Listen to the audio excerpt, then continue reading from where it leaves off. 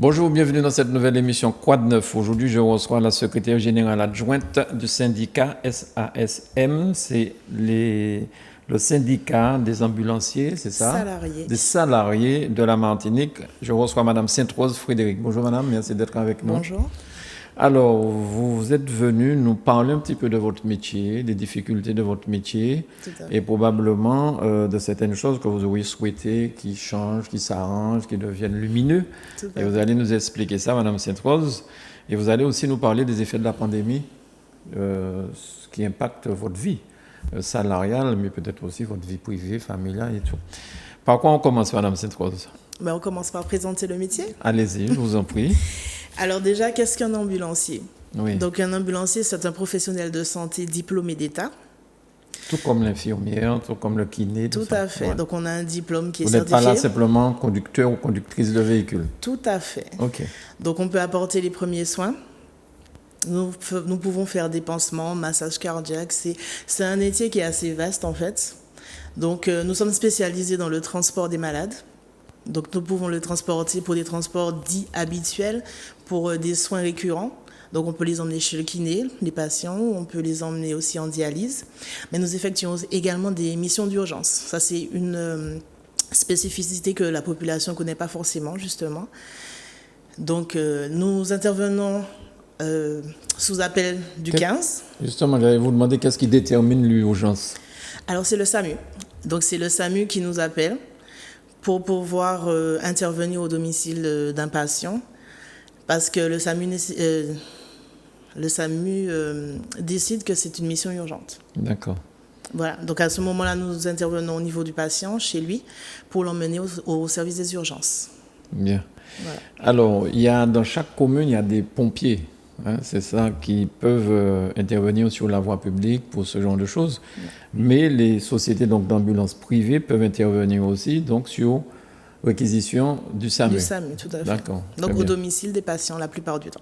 D'accord. Dans tout le territoire martinique et quelle que soit la commune. Oui. D'accord.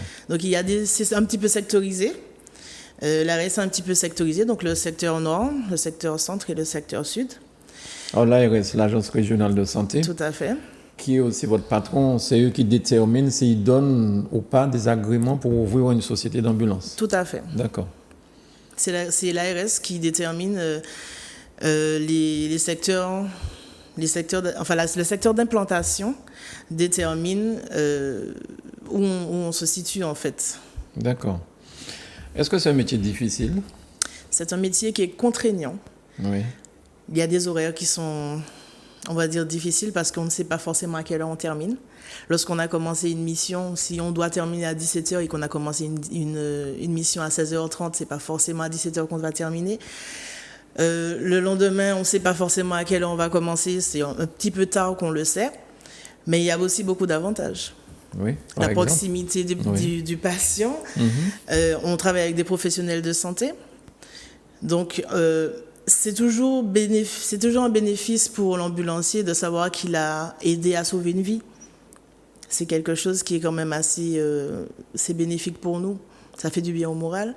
Et puis, on découvre l'île aussi, puisqu'on va dans des endroits où on ne connaît pas forcément. Et c'est vrai qu'on apprend aussi à connaître la Martinique, du coup, au travers des personnes de la population qu'on rencontre et aussi au travers des paysages qu'on peut voir.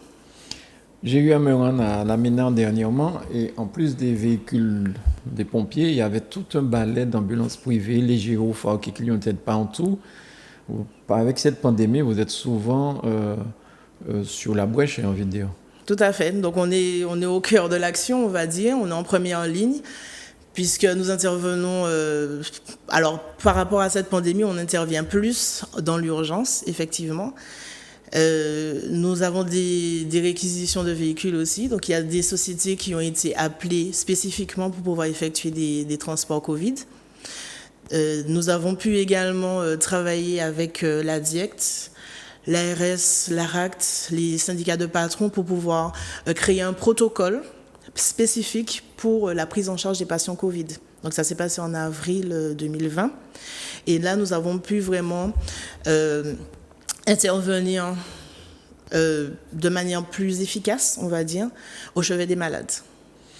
Il y a une façon particulière de transporter un malade du Covid qu'un malade qui s'est cassé une jambe, je présume. Tout à fait. Qu'est-ce que vous prenez comme précaution? Donc nous avons des EPI, ce sont des équipements de protection individuelle. C'est quelque chose d'assez spécifique, c'est comme une combinaison intégrale en fait, avec des lunettes. Donc ça part depuis ici, ça couvre vraiment la totalité du corps. Ouais. Et c'est pour justement éviter les contacts. C'est pour nous protéger, nous.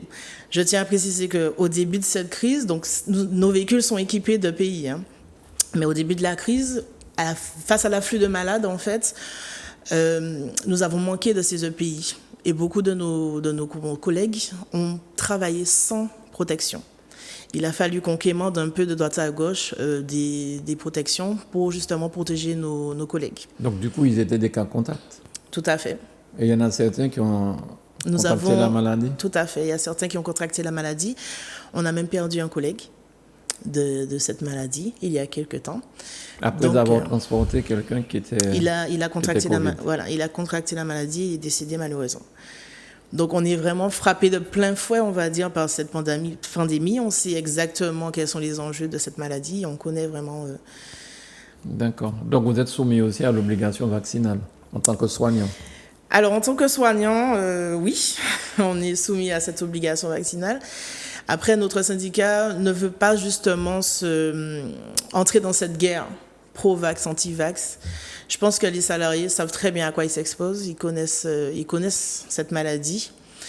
Nous, en tant que syndicat, on veut juste demander à nos collègues de continuer à respecter les gestes barrières. La population aussi, continue à respecter les gestes barrières, de se protéger eux-mêmes, de protéger également leur famille. Et chaque ambulancier sait ce qu'il doit faire pour se protéger. D'accord. Et est-ce que dans des cas comme ça, vous avez des missions difficiles, dangereuses en fait? Oui. Est-ce que vous avez des primes pour Nous n'avons pas de primes. Ça, c'est un métier où on ne connaît pas les primes. C'est très rare qu'une prime soit octroyée. Est-ce que c'est parce que vous êtes déjà très très bien payé normalement? Malheureusement, non. Justement, notre syndicat se bat pour la revalorisation des salaires, qui est extrêmement bas. On est proche du SMIC, malgré tout les dangers, puisqu'on est beaucoup sur la route. Donc, il y a les dangers de la route, il y a aussi les dangers des interventions, parce qu'on intervient également sur des patients malades psychologiquement. Donc, ça peut être des violences, ça peut être... on intervient en partenariat parfois avec la gendarmerie. Donc, nous avons des missions vraiment extrêmement difficiles parfois. Et malheureusement, notre métier n'est pas reconnu à sa juste valeur. Et vous êtes plusieurs par ambulance au moins? Alors, nous sommes deux. Deux. Donc, chaque ambulance, on travaille en binôme. Donc, chaque ambulance, il y a au moins un DEA, donc un diplômé d'État, et un auxiliaire, ou alors 2 diplômés d'État. D'accord. Pour faire face à ces dangers dont vous venez de Tout parler. à fait. Proche du SMIC, vous espérez demander une augmentation de combien à peu près? Sincèrement, s'il fallait vraiment regarder, parce que nos interventions, elles sont larges, hein, c'est large, hein, il faudrait vraiment augmenter au moins de 2 € horaire. Hein. D'accord. Là, on est vraiment très très proche du SMIC, trop proche du SMIC justement. Et vous faites combien d'heures? On ne sait jamais combien d'heures on fait. Dans ce métier... Vous êtes au-delà des 35 heures par semaine? Alors, théoriquement, on est censé faire 35 heures. Mais ça se rapproche plus du 60 heures. Ouais. Oui. D'accord. Et oui. Donc, nous espérons que notre syndicat pourra travailler de concert avec les syndicats des patrons pour justement revaloriser cette profession, revaloriser ce salaire qui stagne depuis des années, en fait.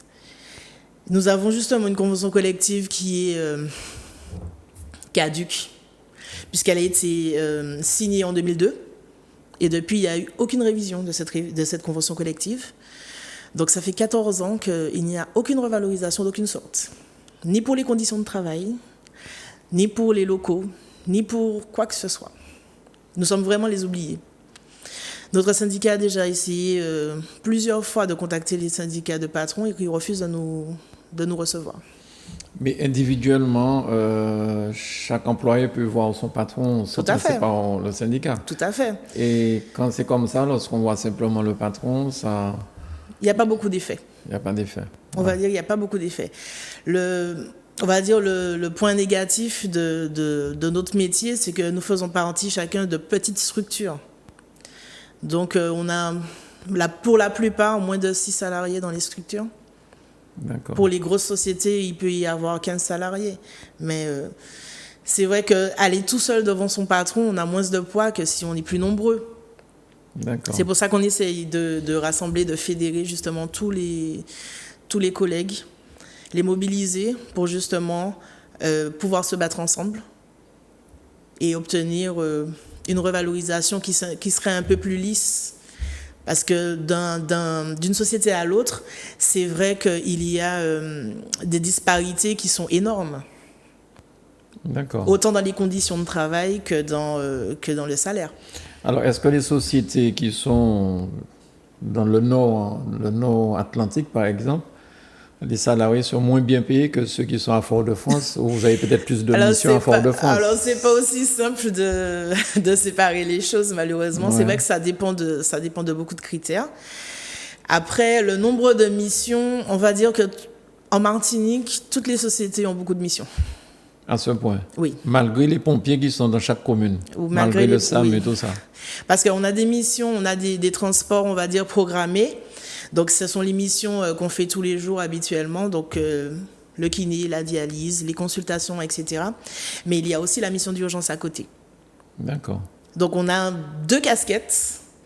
Et il faut justement pouvoir pallier à ces 2 casquettes. Il faut savoir que les ambulanciers sont présents, surtout pour l'urgence la nuit. Mais on est également présent la journée. Parce qu'il y a des gardes préfectorales qui sont instituées. Donc, il y a un planning préfectoral qui est fait.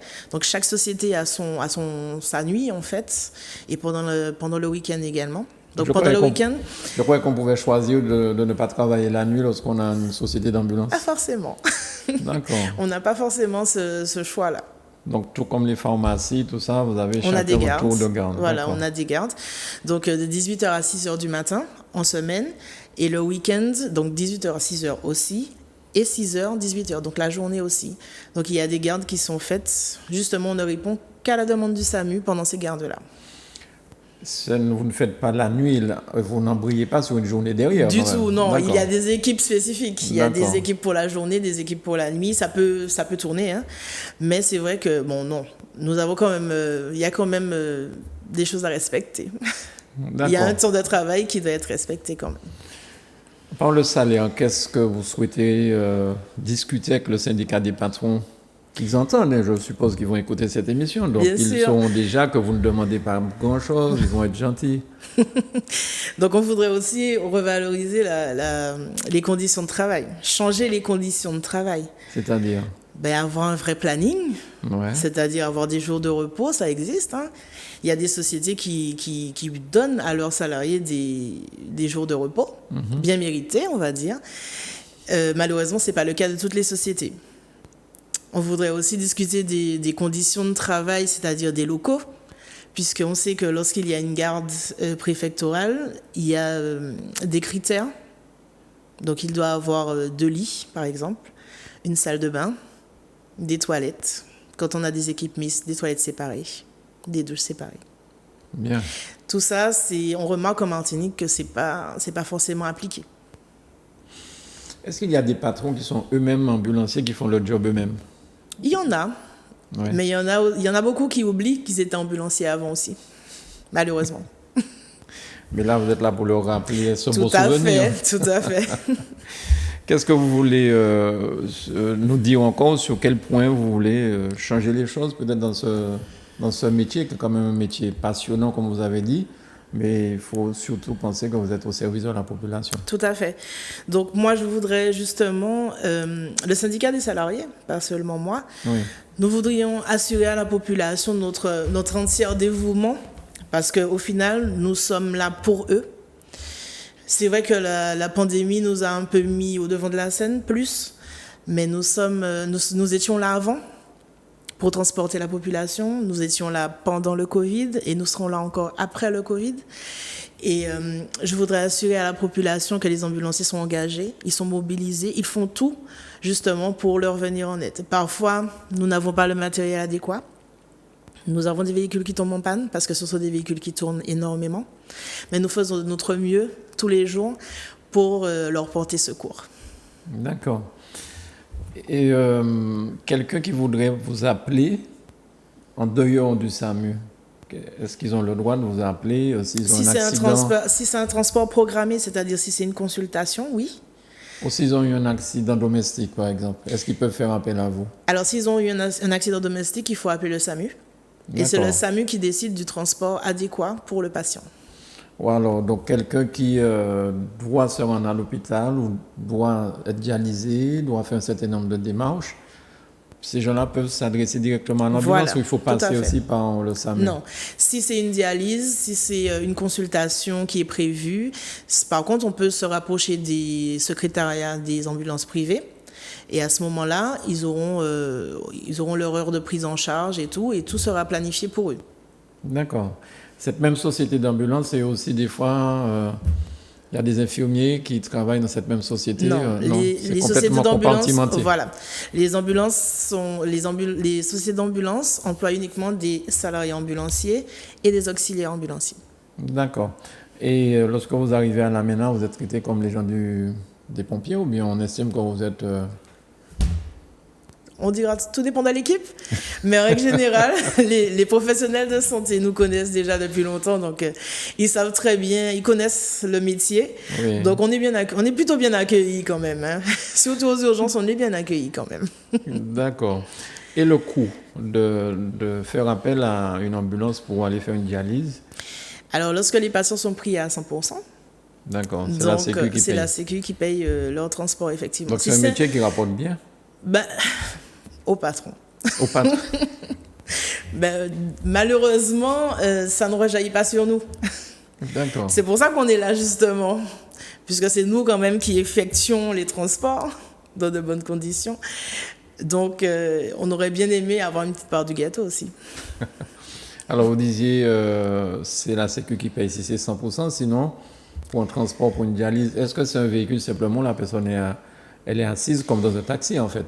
Alors, il faut séparer un petit peu. Donc, il y a les VSL, qu'on appelle vulgairement les VSL. Ce sont les véhicules sanitaires légers. Donc, c'est une voiture, on va dire, plus ou moins normale, avec la carrosserie blanche, qui est floquée avec le nom de la société, avec les croix bleues. Alors, quand on dit floqué, c'est les croix bleues. Ce qu'on dit calcomanie, voilà. Sur les véhicules, d'accord. Donc, il y a la croix bleue, donc c'est la croix d'ambulance, et également le nom de la société. D'accord. Donc ça, ce sont les véhicules sanitaires légers. Donc, conduits au minimum par un auxiliaire ambulancier ou alors un diplômé d'État. D'accord. Ces véhicules-là prennent en charge les patients qui sont dits autonomes ou qui ont besoin d'une petite aide à la marche. Mais ce sont des patients qui sont plutôt autonomes. D'accord. Donc, on peut venir les récupérer au domicile pour pouvoir les emmener... ça peut être en dialyse ou en consultation. Tout dépend de leur état. Après, c'est sur prescription médicale. Okay. Donc, les ambulances ne voyagent pas comme ça, hein. C'est pas quand on a envie de prendre une ambulance qu'on la prend. C'est quand même c'est une ordonnance, la prescription médicale de transport, vulgairement appelée bon de transport.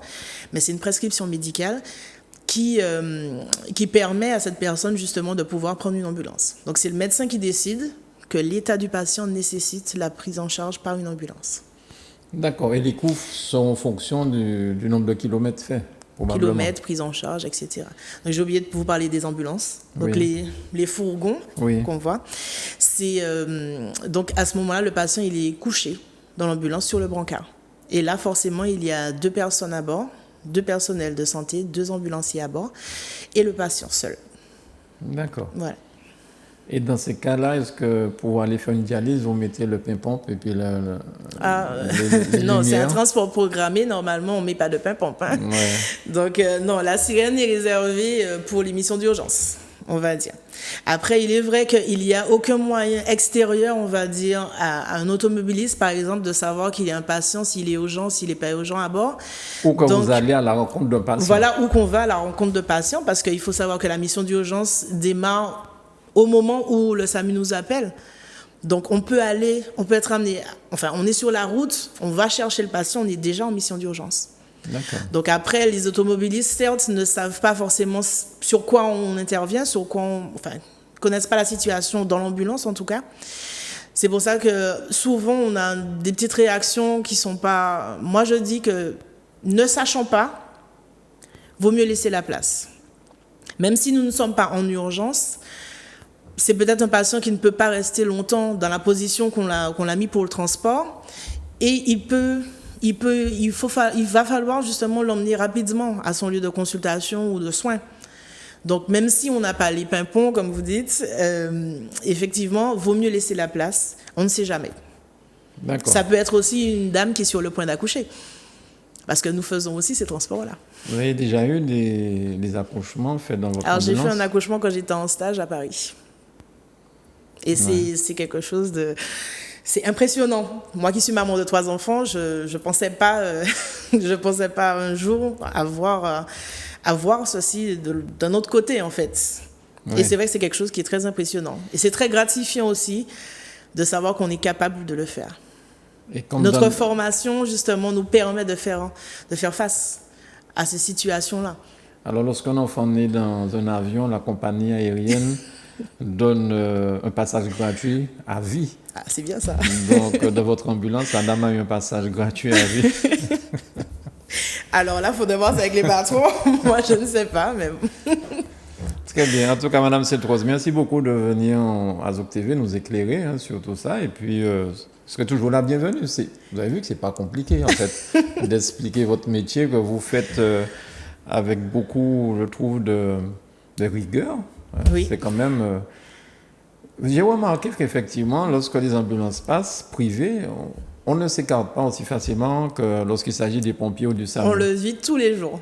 Ouais. On le vit tous les jours. Et c'est pour ça que je dis qu'on ne sait jamais. Moi, je vais vous raconter une anecdote. Une fois, je suis partie du bourg de Rivière-Pilote et il y a une voiture qui ne voulait pas du tout nous laisser passer. Ben, du tout, hein. Donc, on a attendu. On arrive au rond-point. Finalement, il s'est mis sur le côté, il nous a laissé passer et tout. Et arrivé, donc j'avais une dame en charge. Et arrivé au niveau du CHU, le monsieur, il vient, il nous dit « Ouais, vous n'avez pas le droit de mettre les On vous a suivi jusqu'au tout. CHU? Oui, mais ce qu'il ne savait pas, que c'était sa tante qui était dans le véhicule. Et quand il nous a vu descendre le brancard, « Mais Tati, c'est où qu'il est alors ?» On l'a regardé. Et il dit « Mais oui, mon malade, mon problème entier. » Et c'est là qu'il s'est rendu compte, en fait, de notre travail. Et il nous a attendu jusqu'à notre sortie, puisqu'on était déposé sa tante, on est revenu. Et il nous dit « Mais mon pâté, ça vous a qu'à faire ça, hein ?» Et c'est là qu'effectivement, il s'est rendu compte. Il pensait que vous allez prendre un bain de mer. Peut-être, je ne sais rien. Et c'est vrai que là, on a pu lui expliquer, en fait, notre métier, qui est méconnu, du coup. Parce que tant qu'on n'a pas, justement, on n'est pas dans le cas, on n'est pas, comment dirais-je, je perds mes mots, on n'est pas confronté, on n'est pas confronté à ça. Ben, en fait, on ne sait pas forcément ce qu'un ambulancier fait. Et c'est vrai qu'il y a beaucoup de personnes qui nous disent « Mais pourquoi ce n'est pas les pompiers qui sont venus ?» C'est le SAMU qui nous envoie, madame. Et si les pompiers étaient pris par ailleurs, heureusement que vous étiez là. Eh bien oui, voilà. Est-ce que vous êtes caillassé quand vous allez dans certains quartiers, comme ça arrive avec des pompiers? J'ai une collègue qui s'est fait caillasser il n'y a pas longtemps, justement. Après, c'était quelqu'un qui n'était pas bien dans sa tête, malheureusement. Mais c'est vrai qu'on ne connaît pas forcément de quartier vraiment extrêmement chaud comme on le voit dans l'Hexagone. C'est vrai qu'on est plutôt bien accueillis malgré tout. Ouais. C'est vrai qu'en Martinique, la population étant vieillissante, je pense qu'on commence à nous connaître. On commence à connaître, la population commence à connaître vraiment les ambulanciers et on est plutôt bien accueillis, oui. Et vous êtes dans quelle ambulance finalement? Vous travaillez à Rivière-Pilote, c'est ça? Non, il n'y a pas de société d'ambulance à Rivière-Pilote, plus maintenant. D'accord. Et vous n'avez pas le droit de dire dans quelle ambulance vous êtes? Je ne veux pas dire. Vous ne voulez pas dire? Très voilà. Bien. Vous avez raison, vous n'utilisez pas le syndicat pour faire de la publicité pour votre patron. Tout à fait. Très bien. Madame Seltroz-Frédéric, merci beaucoup d'être venue à Zouk Télévision. Merci à vous de nous avoir accueillis. Et puis bon courage pour la suite, puisque la pandémie est encore là, donc on incite le combat n'est pas terminé. Oui, les gestes barrières. Tout à fait. Merci, bonne journée à vous, madame. Merci beaucoup. Merci, Manuela. À très vite sur Zouk TV.